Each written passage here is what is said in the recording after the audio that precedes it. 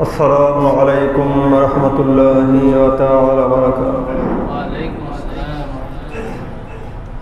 ورحمة الله. الحمد لله وكفى وسلام على عباد الله الذين اصطفى. أما بعد فقد قال الله تعالى في كلامه المجيد والفرقانه الحميد: أعوذ بالله من الشيطان الرجيم. بسم الله الرحمن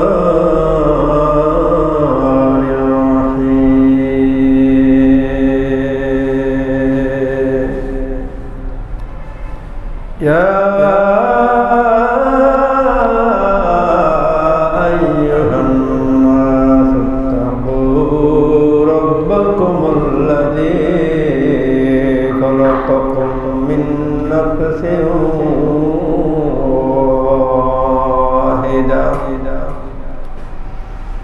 واحدة وخلق منها زوجها وبث منهما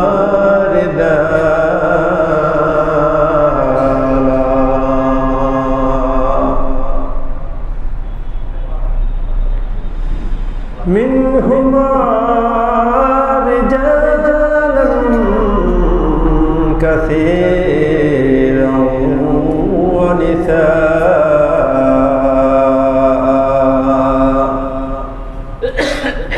فاتقوا الله الذي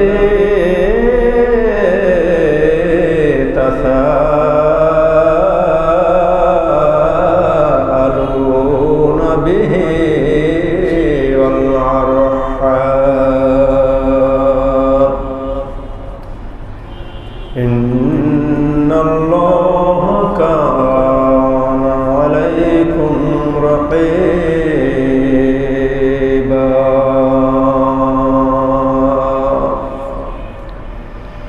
إن الله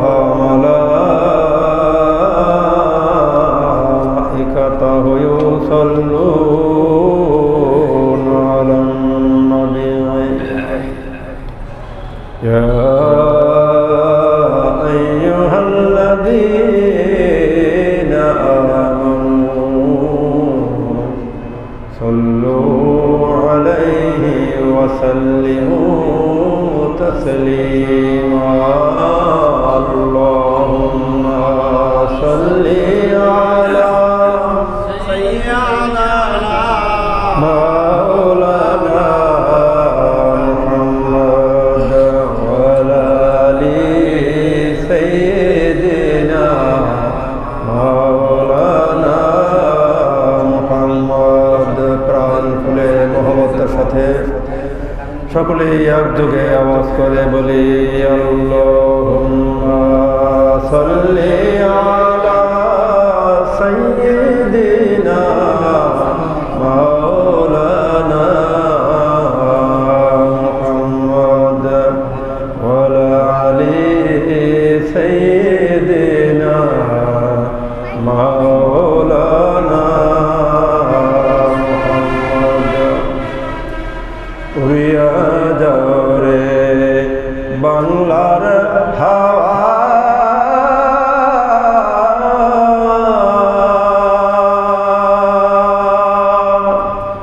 উড়িয়া যাও রে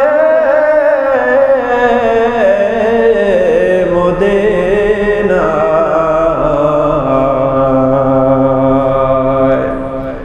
এই গোলামদের সালাম নিও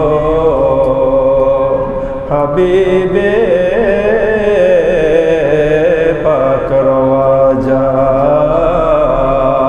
আল্লাহুম্মা সাল্লি আলা সাইয়্যিদিনা মাওলানা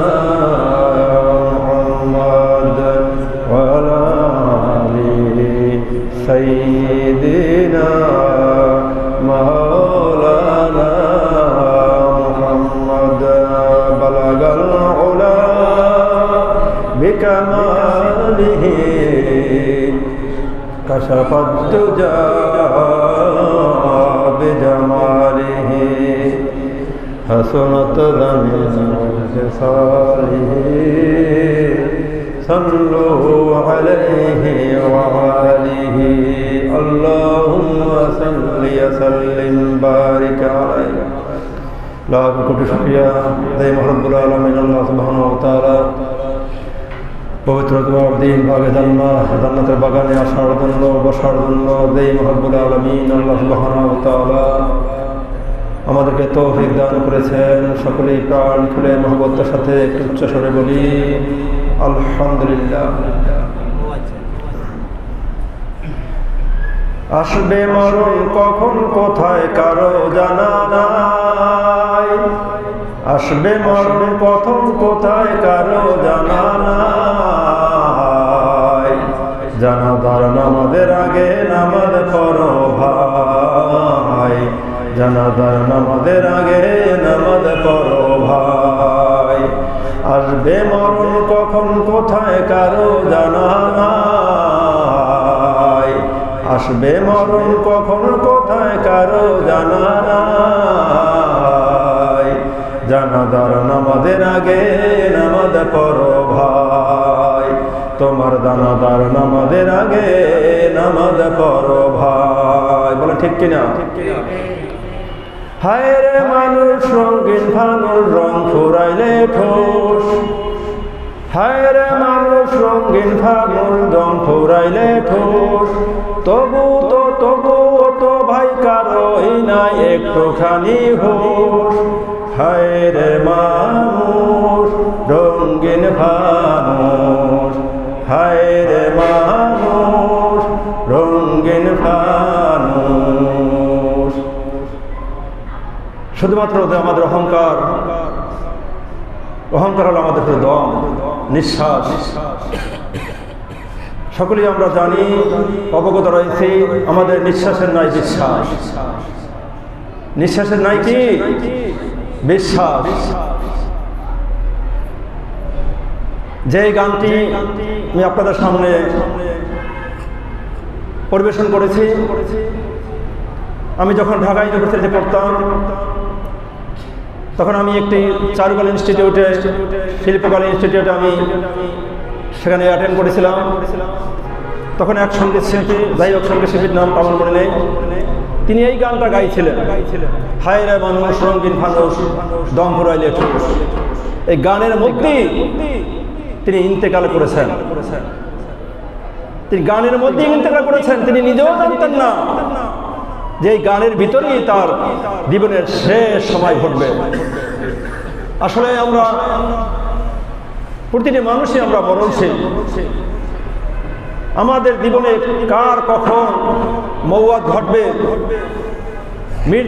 মৃত্যুর দুধের পেয়ালা পান করতে হবে, আমরা কেউ জানি না। সাথে বড় বিষয় আমাদের আমল করতে হবে। আমি প্রায়ই বলি আমাদের আমল করতে হবে। আমার প্রাণ প্রিয় মুসল্লি ভাইরা, আজকে দুমার থলাতার জন্য এসেছেন। হয়তো এই দুমার থলাত আপনাদের জীবনের শেষ দুমার থলাত হতে পারে। বলেন ঠিক কিনা? হতে পারি কিনা?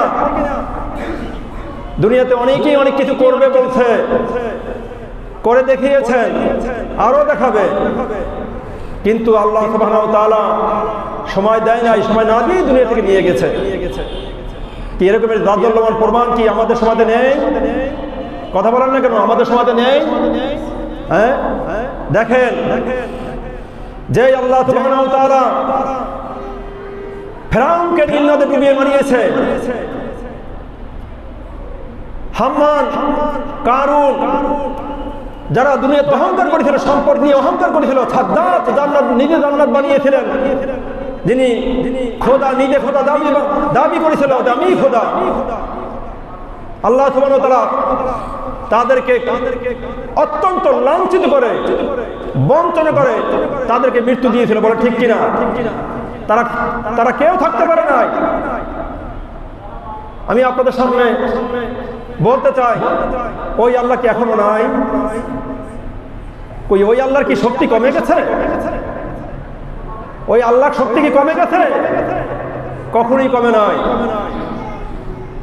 আল্লাহ সুবহানাহু ওয়া তাআলা সেই আদম আলাইহিস সালামের সময় থেকে যে আল্লাহ ছিলেন, এর আগেও যে আল্লাহ ছিলেন, সেই আল্লাহ এখনো আছে। আমাদের ওই আল্লাহকে ভয় করতে হবে। আমাদের ওই আল্লাহকে কি ভয় করতে হবে। যাই হোক, আমি ইউটিউবে এক মুফতির আলোচনা দেখলাম, আহমদুল্লাহ। তিনি বড় বড় মুফতি দাবি করেন, অথচ মিলাদ কিয়ামের ঘোর বিরোধী। তিনি এমনভাবে কথা বলেন, মনে হয় যে মিলাদ কিয়াম করলে মানুষ জাহান্নামে চলে যাবে, বলে নাউযু বিল্লাহ। অথচ তিনি একটা ভাষণ দিচ্ছিলেন, যারা স্ত্রী রয়েছে তাদের স্বামীর প্রতি দায়িত্ব আছে, তবে এটা ফরজ না। সে যদি দায়িত্ব পালন নাও করে, তাকে কোনো কিছু বলা যাবে না, তার আদেশ করা যাবে না, বলে নাউযু বিল্লাহ। বড় মুফতি, ভাইরাল মুফতি, তিনি আরো অনেক কথা বলেছেন, আমার খুব মনে লেগেছে। আল্লাহ রাসূল সাল্লাল্লাহু আলাইহি ওয়াসাল্লাম বলেছেন, আল্লাহ সুবহানাহু ওয়া তাআলা যদি আল্লাহর পরে কাউকে সিজদা করতে বলা হতো, সে হলো কি স্ত্রীদের, স্বামীদেরকে বলা হতো তোমরা স্বামীদেরকে তোমরা সিজদা করো। আল্লাহ হাবিব সাল্লাল্লাহু আলাইহি ওয়াসাল্লাম এত বড় কথা বলে গেছেন, অথচ কিছু মুফতি রয়েছেন তারা বলেন যে স্ত্রী যদি স্বামীর খেদমত নাও করে, তাহলে তাকে কোনো পীড়া দেওয়া যাবে না, তাকে কোনো কিছু বলা যাবে না, আদেশ করাও যাবে না। দেখেন, বাবা মার খেদমত করা কি ফরজ? বাবা মার খেদমত করা কি ফরজ?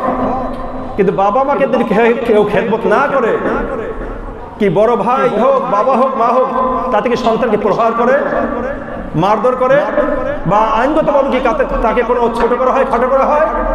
তাই স্ত্রীদেরকে কি যদি স্ত্রী যদি স্বামীর খেদমত না করে, তাকে কি তাকে ওইভাবে প্রহার করা হয় না, তাকে আইনগতভাবে কি তাকে আদেশ করা হয় না, বা দণ্ড দেওয়া হয় না। সেখানে এমনি যারা স্ত্রী রয়েছেন তারা এমনি স্বামীর খেদমত করে না। তারপর যদি এই ধরনের মুক্তিরা যদি এই ধরনের মাথালা দিয়ে থাকেন, তো খেদমত থেকে তো স্ত্রী এমনি বঞ্চিত হয়ে যাবে, বিমুখ হয়ে যাবে, বলে ঠিক কিনা? দাঁড়িয়ে পেশাব করা যাবে। আমি যদি এই মাখানা বলি আপনাদেরকে, তাহলে আপনার এই মসজিদ থেকে বের হয়ে গিয়ে আপনার দাঁড়িয়ে পেশাব করবেন, টয়লেটে হোক আর পথে হোক। সব মাথালা সব জায়গা দেওয়া যাবে না। কিছু ওজনের কিছু মাথালা রয়েছে, সেই ওজোর আপত্তি না দেখিয়ে যদি কিছু কিছু মাথালা দেওয়া হয়, আর এই মাথালাগুলো বাইরে হয়, তা বলেন সমাজের যারা আছে, যারা এমনি বিনষ্ট, যারা স্বামীর খেদমত থেকে যারা বঞ্চিত বা দূরে থাকে, তারা একেবারেই খেদমত থেকে বিরত হয়ে যাবে, বলে ঠিক কিনা? স্বামী হলো স্ত্রীর বস। স্ত্রী বসকে স্বামী, স্বামীর বসকে তার বাবা মা।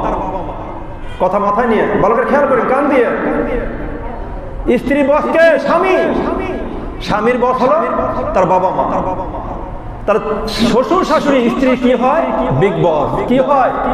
বিগ বস। বস যদি আদেশ করে, সেই আদেশ অমান্য করে, যদি বিগ বসের আদেশ মান্য করে, তাহলে কি বস কষ্ট পাবে? কথা বলেন না কেন? বস কষ্ট পাবে? আমার বাবা মাকে যদি খেদমত করে, আর বাবা মার আদেশ যদি পালন করে, আর আমার আদেশ যদি অমান্য করে, তাহলে কি আমি কষ্ট পাবো? কোশ্চিন করেও কষ্ট পাবো না। কারণ আমার আদেশ আমি দেখেছি, হয়তো আমার আদেশ অমান্য করে ডাকে সাড়া দিয়ে, আমার বাবা মার ডাকে সাড়া দিয়ে তাদের খেদমতে রত হয়েছে, তাতে কি হবো? স্বামী কি খুশি হব? তাতে কি স্বামী কি হবে না? কষ্ট পাবে না। বুঝতে পেরেছেন? এই জন্য কি স্ত্রীর বিগ বস হলো কে? শ্বশুর শাশুড়ি। সেই বিগ বসের খেদমত থেকে আমরা মানে স্ত্রীগণ অনেক দূরে, অনেক দূরে। তাদেরকে যদি খেদমত করা বলা হয়, বলে এটা তো আল্লাহ তো ফরজ করে দেয় না। কি কারণে ফরজ করে দেয় না? বাবা মায়ের খেদমত ফরজ করে দিয়েছে। যেখানে বলা হয়েছে স্ত্রীদেরকে কোন নারী যদি 4টি কাজ করে জান্নাতের 8টা দরজাই তার জন্য ওপেন করে দেওয়া হয়, বলে সুবহানাল্লাহ। 8টা দেয়, 4টা কাজের মধ্যে 2টা কাজই হলো স্বামীর জন্য। স্বামীর আনুগত্য প্রকাশ করতে হবে এবং সতীত্ব রক্ষা করতে হবে। 2টা কাজই হলো কি স্বামীর জন্য। কার জন্য? স্বামীর জন্য। এই 4টা কাজের কোনো কাজ যদি কোনো নারী বাদ দেয়, সে জান্নাতের দূরে থাকে, সে জান্নাতের কখনো বন্ধুও পাবে না, বলেন নাউযুবিল্লাহ। আর সেই স্ত্রীগণ দেখা যায় বিয়ের পরেও স্বামীর অবাধ্য হয়ে স্বামীর আদেশ পালন না করে তারপরে তার বাবা মার খেদমতে রত হয়ে যায়, স্বামীর সম্পদ চুরি করে সেই বাবা মাকে দেয়। হ্যাঁ, বাবা মার স্বামীকে কষ্ট দিয়ে স্বামীর সাথে স্বামীর নাফরমানি করে তার বাবা মার খেদমতে রত বা বাবা মার বাড়ি গিয়ে বসে থাকে। কি আমাদের সমাজে এরকম স্ত্রীরা নয়? এরকম স্ত্রী নেই আমাদের মধ্যে? যাই হোক, কথাগুলো এই জন্যই বললাম, কারণ কিছু কথা বলে এগুলো মিডিয়া যায়, যাতে করে মিডিয়া জানার পরে এর উপরে আমল করে। কি করে? আমল করে। মহান রব্বুল আলামিন বলেন, ইয়া আইয়ুহান নাসু তাকু রাব্বাকুমুল্লাযী খালাকাকুম মিন নাফসিন ওয়াহিদা। মহান রব্বুল আলামিন বলেন, ইয়া আইয়ুহান নাসু তাকু, হে মানব সম্প্রদায়, তোমরা ভয় করো আল্লাহকে, ভয় করার মতো ভয় করো। কার কথা? আল্লাহর কথা। আল্লাহ বলেন, হে মানব সম্প্রদায়, ইয়া আল্লাযীনা আমানু, হে ঈমানদারগণ, তোমরা ভয় করো আল্লাহকে। ভয় করো কাকে? ভয় করবে আল্লাহকে। ভয় করবে কিরকম ভয় করবে? আল্লাহ বলেন, ভয় করার মতো ভয় করো। কারণ তোমাদেরকে একজন থেকে তৈরি করা হয়েছে। কার কথা? আল্লাহর কথা। একজন মানে কি? হযরত আদম আলাইহিস সালাম থেকে, হযরত আদম আলাইহিস সালাম ছিলেন, সেখান থেকে একজন ছিলেন হযরত আদম আলাইহিস সালাম। সে আদম আলাইহিস সালামের থেকে মহান রব্বুল আলামিন তার স্ত্রীকে তৈরি করেছেন। এই হলো কয়জন? দুইজন হলো। প্রথম সৃষ্টি করেছেন আদম আলাইহিস সালাম, তারপরে তার থেকে সৃষ্টি করেছেন তার স্ত্রী হযরত হাওয়া আলাইহিস সালাম। এই দুইজন থেকে অসংখ্য লোক দুনিয়াতে সৃষ্টি হয়েছে। কয়জন থেকে? দুইজন থেকে অসংখ্য লোক সৃষ্টি হয়েছে। হাজার হাজার লোক থেকে সৃষ্টি হয় না। কয়জন থেকে সৃষ্টি হয়েছে? একজন থেকে। তার ছিল সাথে ছিল স্ত্রী। এই হলো কত? দুইজন। এরপরে আল্লাহ বলেন, خلق منها زوجها وبث منهما رجالا كثيرا ونساء।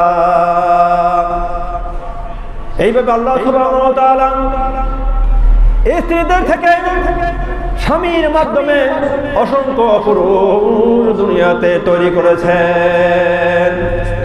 এইভাবে দুনিয়াতে হাজার হাজার লক্ষ লক্ষ মানুষ দুনিয়াতে সৃষ্টি হয়েছে। যাই হোক, এইভাবে দুনিয়াতে সৃষ্টি হওয়ার মধ্যে দিয়ে এইভাবে দুনিয়া চলতেছে। কিয়ামত পর্যন্ত এইভাবে দুনিয়ার সৃষ্টির মধ্যে দুনিয়া চলবে। বলা ঠিক না? ঠিক কিনা? দুনিয়াতে এইভাবে চলবে। মানুষের আদম থেকে যে সৃষ্টি শুরু হয়েছে, এখন কি সৃষ্টি থেমেছে? থামে নাই। কিয়ামত পর্যন্ত এইভাবে সৃষ্টি হতেই থাকবে, হতেই থাকবে।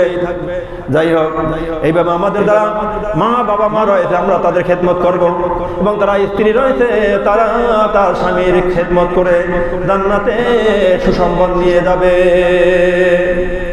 কি? জান্নাতে সুসম্পদ নিতে হবে স্বামীর খেদমত করে। আর যারা পুরুষ রয়েছে তারা বাবা মার খেদমতের মাধ্যমে জান্নাতের কি ফয়সালা করে নিতে হবে। বলে ঠিক না বেঠিক? আমরা দেখেন শুধু নামাজ পড়ি, নামাজ পড়লেই হবে না। অনেকে আমাদের সমাজে রয়েছেন 5 ওয়াক্ত সালাত আদায় করে, আবার কাউকে দেখা যায় সপ্তাহে একবার সালাত আদায় করে। আমি বলবো, তুমি তোমার সালাত যদি তুমি সঠিকভাবে আদায় করো, তাহলে কিভাবে তুমি সুদ খাও, কিভাবে তুমি ঘুষ খাও, কিভাবে তুমি দেনার সাথে সম্পৃক্ত হও? আমি বলবো, তোমার নামাজ হয় না। তোমার নামাজ যদি আল্লাহর দরবারে কবুল হয়, কবুল হতো, তাহলে তুমি কোশ্চিন কালেও তুমি দেনার সাথে সম্পৃক্ত হতে পারতে না। অনেকেই বাড়ি করে, গাড়ি করে, তারা ব্যাংকের সাথে আবার লেনদেনও করে। আমি যদি ব্যাংক থেকে 2 লাখ আনলাম, 10 লাখ আনলাম, বলেন এটা কি সুদ না সুদবিহীন? কথা বলেন না কেন? সম্পূর্ণভাবে সুদ। সুদ হলো হারাম। আল্লাহর হাবিব সাল্লাল্লাহু আলাইহি ওয়াসাল্লাম বলেছেন, সুদের কয় প্রকার গুনাহ?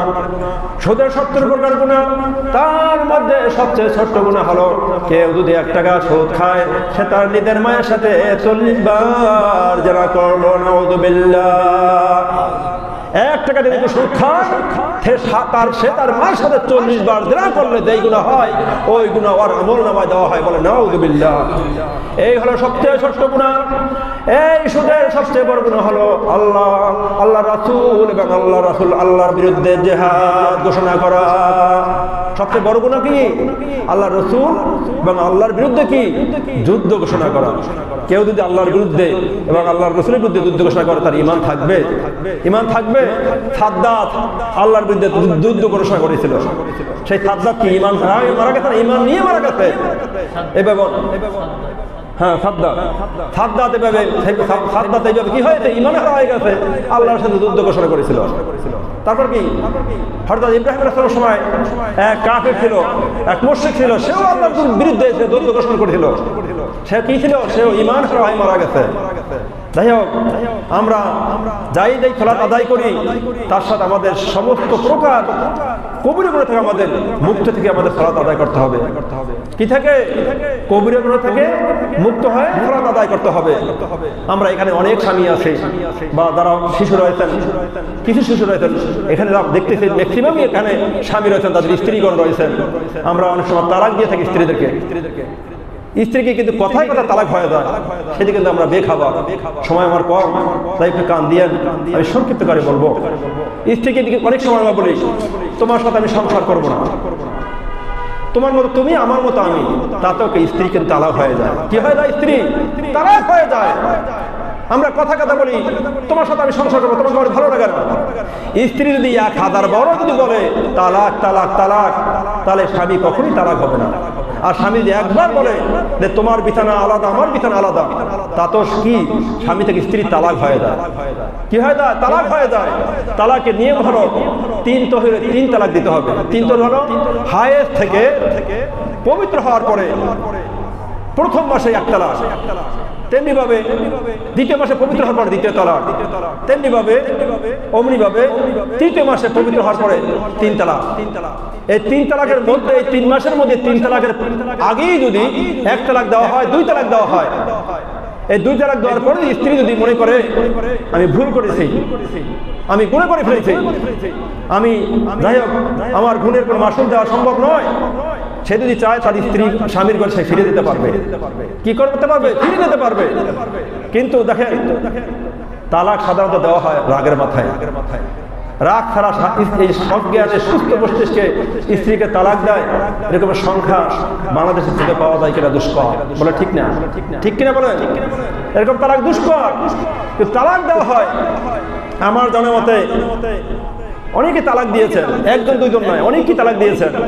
কিন্তু আমি একজন আলেম বলতে গিয়েছি আপনার তালাক হয়ে গেছে, আপনাদের স্বামী স্ত্রী এইভাবে একসাথে থাকেন, মিলন করেন, এটা তো হারাম, কবিরা গুনাহ। আপনি যদি অন্য নারীর সাথে যদি সঙ্গম করেন, তার সাথে যদি আপনি ঘুমান সহবাস করেন, তাহলে তার যেভাবে গুনাহ হবে আমি মনে করি তার চেয়েও বেশি গুনাহ হবে আপনার স্ত্রীর সাথে। কারণ হলো এটাই বলি, স্ত্রীকে দেখেন যদি কেউ তালাক দেওয়ার পরে যখন 1 তালাক 2 তালাক 3 তালাক দেওয়া হয়, তখন কি হয় যায়? স্ত্রী স্বামীর জন্য কি হারাম হয়ে যায়? কি হয়ে যায়? সম্পূর্ণ হারাম হয়ে যায়। সে ওই পর্যন্ত হালাল হবে না যখন ওই স্ত্রী অন্যত্র বিয়ে হয়। বিয়ে হওয়ার পরে এমনি ভাবে বিয়ে হলে চলবে না। তো অনেকে মনে করে আপনার বিয়ে হবে, আপনার তালাক হয়ে গেছে, তাহলে থেকে আমি একদিন বিয়ে করে 2 দিন থাকলাম, 3 দিন থাকলাম, তারপর তালাক দিয়ে দিলাম। না, এরকম বিয়ে হওয়া সম্পূর্ণ হারাম, কবিরা গুনাহ। স্ত্রী ওই তালাকপ্রাপ্ত স্ত্রী তার সজ্ঞানে সুস্থ মস্তিষ্কে অন্যত্র বিয়ে হতে হবে। বিয়ে হলে যদি স্বামী মারা যায় অথবা স্বামী যদি ইচ্ছাকৃতভাবে যদি তালাক দেয়, তাহলে পূর্বের স্বামী সে আবার গ্রহণ করতে পারবে। তাও গ্রহণ করতে হবে। ওই তালাক দেওয়ার পরে 3 মাস তার কি করতে অবস্থান করতে হবে, অপেক্ষা করতে হবে। তারপরে সেই কি এই নতুন নিয়মে, সম্পূর্ণ সহি নিয়মে আবার নতুন করে তাকে বিয়ে করতে হবে। তাহলে ওই স্ত্রীকে তার জন্য হালাল হয়ে যাবে। এর মানে আপনি বুঝে নেন, আপনি 100% ধরে নেন, আপনি যদি আপনার স্ত্রী তালাক দেন, তালাক হলো সবচেয়ে আল্লাহর কাছে ঘৃণিত হালাল। 2টা হালাল হলো আল্লাহর কাছে সবচেয়ে ঘৃণিত। তার মধ্যে একটি হলো তালাক, আর একটা হলো কি ভিক্ষাবৃত্তি। দুইটা হলো আল্লাহর কাছে সবচেয়ে কি নিকৃষ্ট হালাল। হালাল করেছেন যখন পারা যাবে না, একান্তই বা যখন ওদর চলে আসে, তখনই ভিক্ষা করা যাবে এবং কি স্ত্রীকে তালাক দেওয়া যাবে। আর আমরা একটু মেজাজ গরম হলে কথায় কথায় কি আমরা তালাক দিয়ে থাকি, আবার ওই স্ত্রীর সাথে আমরা কি সহবাস করি, হ্যাঁ, স্বর্গবাস করি। কিন্তু এইভাবে যদি তালাক দেওয়ার পরেও, তালাক হওয়ার পরেও যদি স্বামী স্ত্রী মিলন করে যদি সন্তান আসে, ওই সন্তান হবে কি দারস সন্তান। ওই সন্তান হবে কি দারস সন্তান। দেখবেন স্বামী স্ত্রীর ভিতরে তালাক হয়ে যায়, তারপরেও স্বামী স্ত্রী মিলন করার পরে দেখা যায় ওই সংসার ওই সন্তান হয়ে যায় বদমেজাজি। কি হয়ে যায় সমাজের, কি হয়ে যায় মানে দুষ্কর, মানে খারাপ হয়ে যায়। এমন সন্তান হয়ে যায়, ওই সন্তানের জ্বালায়, ওই লোকের জ্বালায় সমাজে বসবাস করা যায় না। আর কোনো নারী আছে দেখবেন তার অনেক মেয়ে রয়েছে, দেখবেন সমাজ কি কলুষিত করে ফেলে এবং সমাজকে বিনষ্ট করে ফেলে এবং বাবা মাকে এমনভাবে কষ্ট দেয় এবং সমাজকে এমনভাবে কষ্ট দেয়, বাবা মা তো মুখ দেখাতে পারেই না, সমাজের মানুষও মুখ দেখাতে পারে না। আছে না ভাই? এরকম সমাজে আছে না? এরা হলো জারজ সন্তান। যাই হোক ভাই, মাসালা অনেক বড় মাসালা। আমি সংক্ষিপ্ত আকারে আপনাদেরকে শুনিয়েছি, তবে আমরা মানে হুঁশিয়ার থাকবো কোনোভাবেই যেন মুখ থেকে ফসকাই না বের হয় না তালাক। হ্যাঁ, আপনি যদি তালাক যদি নিতান্তই মনে করেন আমার স্ত্রীকে তালাক দিতে হবে, কোনো মতেই আমার তার সাথে সংসার করা সম্ভব নয়। আল্লাহ বলেছেন তুমি বিয়ে করেছো, হ্যাঁ, তোমার তার দ্বারা তুমি সন্তুষ্ট নও, তুমি বিয়ে করো, আরেকটা বিয়ে করো, তাকেও সন্তুষ্ট না, তুমি আরো একটা বিয়ে করো, তো এভাবে তুমি 4টা বিয়ে করতে পারবে। কিন্তু সাবধান, বিয়ে ছাড়া মানে স্ত্রী ছাড়া কারো কাছে তুমি কখনোই যেতে পারবে না। তাহলে কি হয়ে যাবে? জেনা হয়ে যাবে। তুমি 4টা পর্যন্ত বিয়ে করতে পারবে। একটা টাইম দিয়ে কোনো কারো যদি 4টা স্ত্রী থাকে, আমার মনে হয় না তার ভিতরে চেতনা থাকবে অন্য নারীদের কাছে দেওয়ার জন্য। বলা ঠিক না? ঠিক। কোশ্চিন কেন তার চেতনা হবে না? কারণ হলো দেখেন, পুরুষ পরিবর্তনশীল নয়, কিন্তু নারীরা পরিবর্তনশীল। কথা বুঝেন নাই? স্ত্রী যখন ঘরে আসে অটোমেটিকলি দেখবেন তার পরিবর্তন হয়ে যায়, শারীরিকভাবে পরিবর্তন হয়ে যায়, সন্তান হলে তার শারীরিকভাবে পরিবর্তন হয়ে যায়। কিন্তু একজন পুরুষ সে বৃদ্ধ হয় ঠিকই, হয়তো তার কিছু তার শক্তি কমে যায়, কিন্তু তার ওইভাবে পরিবর্তন ঘটে না যেভাবে একজন নারীর পরিবর্তন ঘটে। এই জন্যই আল্লাহ সুবহানাহু ওয়া তাআলা স্বামীদেরকে 4টা বিয়ে করার জন্য আল্লাহ সুবহানাহু ওয়া তাআলা নির্দেশ দিয়েছেন।